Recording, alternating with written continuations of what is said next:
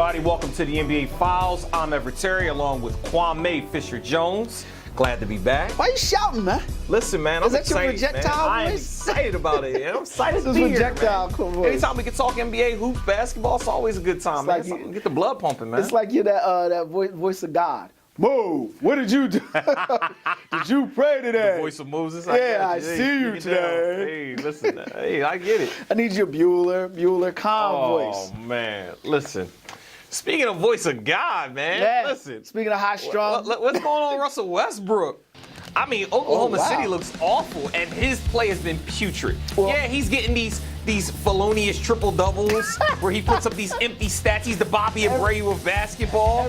You know, the guy goes 3 for 21 for 10 points. 11 boards, 12 assists. Oh, look, he had another triple-double. But it was terrible. It was inefficient, and he's shooting them out of games. He's not getting these guys involved like everybody projected, like I said he would have a problem doing. And OKC is on the outside looking into the playoff race, and a team that you projected as a top 5 seed. Top 5, yeah. So, top 4, actually. So let me ask you, is Russell Westbrook the problem? I'm still tripping off felonious. I'm going to take that as a sign of disrespect because I don't really know what that word means. So I'm going to take that as a sign of disrespect. No. Right now, no. Russell Westbrook is not the problem right now. In preparing for the show and going over to Oklahoma City Thunder, one of my favorite players of all time is the problem. Mr. Black Hole. Yeah. The guy I said would be the problem. And you know what, though? It's not an offensive problem with Melo. It's a defensive problem with Carmelo. It's a both problem. No. There's a clip, and we're going to show the clip. Where Carmelo is telling in the game in Indiana, where he's telling Paul George, who is defending Victor Oladipo. I'm going to help you follow. Yeah, I got you. And he's getting beat left Everywhere and right. you go, I got you. I'm going to be there for you. Yeah. And Oladipo continues to punish not just Paul George. Well, he's faster than both of them.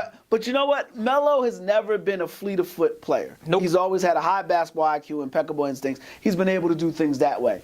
He is hurting them defensively. Oh. He is hurting them defensively. Offensively, it's a lot of isolation basketball. But it's not. But it's not just Russell Westbrook. It's not just Russell Westbrook. It's a lot of. Jeff Van Gundy pointed to this out.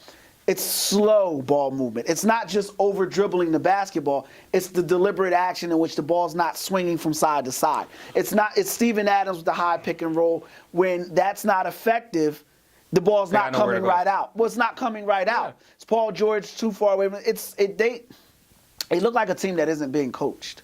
Well, therein is where my problem is. Yeah, that's where the problem. It's Melo on defense and my it's Billy problem Donovan. has been, and that's Billy Donovan. I think Russell Westbrook's pushing too hard. He's trying to do too much instead of letting the game come to him. He's forcing a lot, which has kind of always been a Russell Westbrook thing. He's always been a machine gun. Hold on.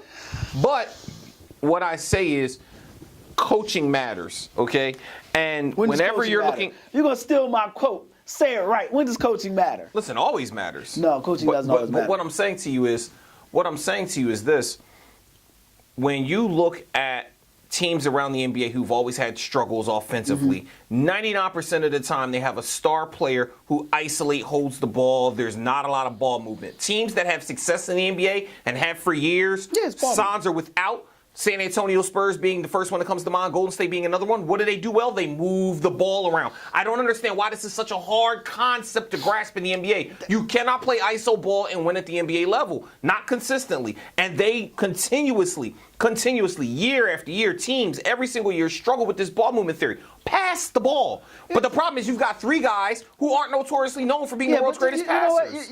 And this is where we're going to, it's funny, we're going to disagree early. Like, we're going to get into it early with this one. Okay. One of the things about, everyone holds San Antonio up as this model of basketball purity. They are the version of the NBA. Everybody loves them. But the fact of the matter is, Tony Parker was the king of isolation basketball. His main goal when San Antonio was at its glory was to penetrate and kick out. Tim Duncan, the swing wrap under, high jump shot off the bank, elbow jump. Those were staples of San Antonio's offense. What made it work was Greg Popovich held players accountable. Coaching matters when you have talent. It is inconsequential when you have no talent. Russell Westbrook is a talent. OKC doesn't have talent? OKC has talent. Oh, okay. Billy Donovan needs to get in there and coach. That is why I'm going to tell you. Yeah, well, he does. He's underachieved for how many years there? And I'm going to throw something out there. A man that we talked about, and we've killed Kevin Durant, a cat that gets killed mostly By you. I don't kill him. Well, I'm a Kevin Durant fan. Offensively, I think he's a great player, but I think he's overvalued. But let me just throw this out here. Here's something I discovered in doing a piece for Mark Jackson, which you can check on the 76er files about Mark Jackson returning back to coaching. Shameless plug there. Kevin Durant wanted Mark Jackson to coach the Oklahoma City Thunder. Either Mark Jackson or Kevin Ollie. When Sam Presti went with Billy Donovan, he gave Billy Donovan a year.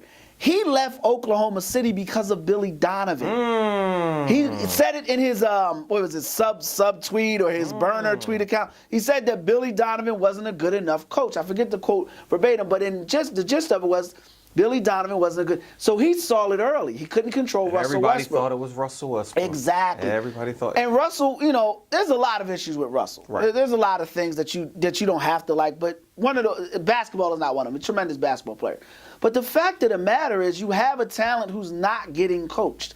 You've got Carmelo Anthony, who people keep saying bring Carmelo off of the bench. No, here's what you do. You get Carmelo to play defense. He's how many years in the league? Then he doesn't play. Then he doesn't play. He's going to get his game check anyway. And you know what? Then he doesn't play. Coaching is not about making friends. Listen, if it were that easy, somebody would have already done it. If it were that easy, he wouldn't be getting a 7-figure check. I'm tired of coaches being of avoiding culpability, not being held to the same accountability that the players are being held for.